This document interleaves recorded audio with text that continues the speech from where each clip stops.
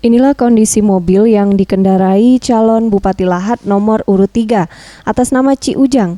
Mobil Pajero Sport warna putih dengan nomor polisi BG 486EB ini mengalami retak pada bagian kaca depan. Mobil tersebut diduga ditabrak oleh orang tak dikenal saat melintas di sebuah desa usai berkampanye. Beruntung tidak ada korban jiwa dalam peristiwa ini. Calon Bupati Lahat Ci Ujang melalui tim kuasa hukumnya kemudian melaporkan kasus ini kepada pihak kepolisian.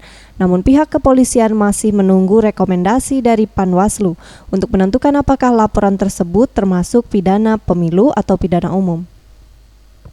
Kuasa hukum Ci Ujang, Redi Setiadi mengatakan kejadian tersebut berawal ketika iring-iringan kendaraan kliennya bersama tim sukses melintasi desa Saung Naga, Kecamatan Kikim Barat. Tiba-tiba terdengar suara hantaman keras di arah kaca mobil bagian depan. Setelah diperiksa, terdapat retak pada kaca mobil. Tembakan dari depan. Nah, kemudian atas kejadian hal tersebut kami melaporkan ke Polres Lahat, tetapi kita koordinasi dengan Polres Lahat karena inilah.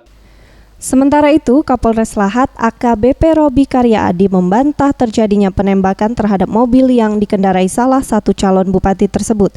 Menurut Robi, berdasarkan hasil olah TKP dan penyelidikan sementara, keretakan pada kaca mobil tersebut disebabkan hantaman batu.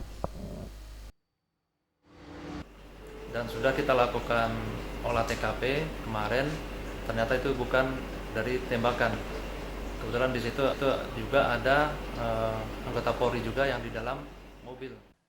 Julfikri, Sriwijaya TV.